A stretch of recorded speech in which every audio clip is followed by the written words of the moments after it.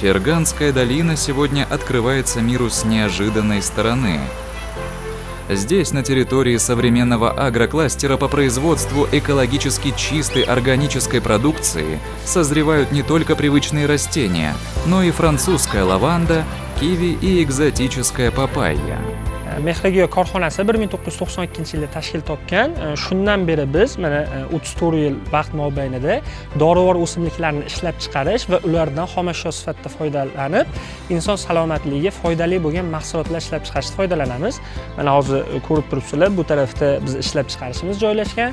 Bu yerda bir boshidan shu plantatsiyalarni ko'rsatyapmiz. Yonimizda kivi plantatsiya.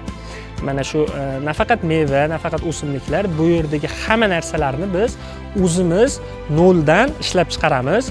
Chunki bizda xalqaro tashkilotlar tomonidan berilgan organik sertifikatlar bor. Bular USDA organik va EU organik. Bu sertifikatlarga zid bo'lmagan holatda mahsulot ishlab chiqarishimiz kerak. Buning uchun biz umuman xomashyoni tashqaridan sotib olmaymiz. Mana kirib ko'rsak ham bo'ladi, mahsulot tayyorlashda ishlab chiqariladigan har bitta narsa o'zimizning yerda yetishtiriladi. Mana shu yerda hozir bir boshidan sizlarga ko'rsatib chiqaman. Har bitta o'simlikni, har bitta giyohni, har bitta mevani 100% tabiiy, hech qanaqa GMO, pestisid aralashmagan holatda yetishtirib insonlarga taqdim qilamiz. От уникальных чайных сборов до целебных эликсиров и травяных подушек каждый гость найдет здесь для себя что-то интересное. Bizi umumiy yerimizda 100 dan ortiq o'simliklar bor, lekin mana shu teplitsani o'zida 15 xildan ortiq o'simliklar yetishtiramiz, mevalar, o'simliklar. Mana ko'rib turganingizdek, papaya daraxti bor, banan daraxti bor, kofe daraxti bor, guava daraxti bor. Mana shu mahsulotlarni mevalaridan va barglaridan gapim boshida aytganimdek, inson salomatligiga foydali bo'lgan mahsulotlar ishlab chiqarishda foydalanamiz. Ayniqsa papaya va guava odamning o'sha ichki tozalash jarayonlarida juda ham foydali bo'ladi. Ko'pchilik biz o'sha alato mahsulotimiz biladi, mashhur, butun respublikada ko'pchilik iste'mol qiladi.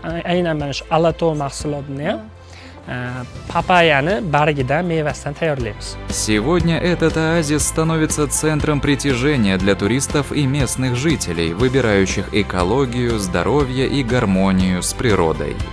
Biz hozir o'sha lavanda plantatsiyamizda turibmiz. Bu yerda mana o'sha Fransiyadan keltirilgan, Fransiyada ko'pchilik biladi, Yevropaga borganlar, Provansda mana shunaqa lavanda plantatsiyalari bor. O'zbekistonda, Qo'qonda bor shunaqa plantatsiyalar.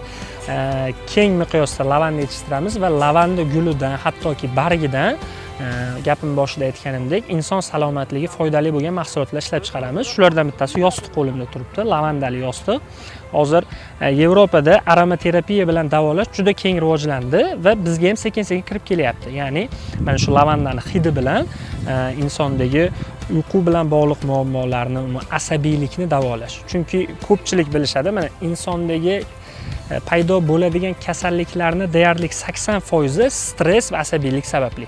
Agar biz stressni, asabiylikni oldini olsak, boshqa yondosh kasalliklar ancha kamayadi paydo bo'lishi odamda. Shuning uchun biz aromaterapiyadan foydalanamiz va bemorlarga doim shuni maslahat beramiz.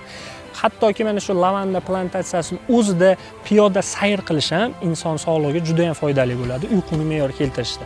Shuning uchun Qo'qondagilar ko'pchilik bilishadi, bu yerdagi aholilar kechki payt oila bilan, mana ko'rib turibsizlar, bolalar bilan chiqib, doim mana shu yerda sayr qilishadi. Har kuni umuman berkilmaydi, 24 soat bizning bog'imiz ochiq.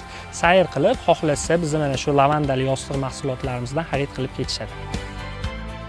Близость к Коканду и развитая инфраструктура комплекса задает новые стандарты в гастрономическом и медицинском туризме, превращая территорию в полноценный международный оздоровительный хаб, куда с радостью приходят люди за новыми фотографиями, отдыхом на природе или здоровьем.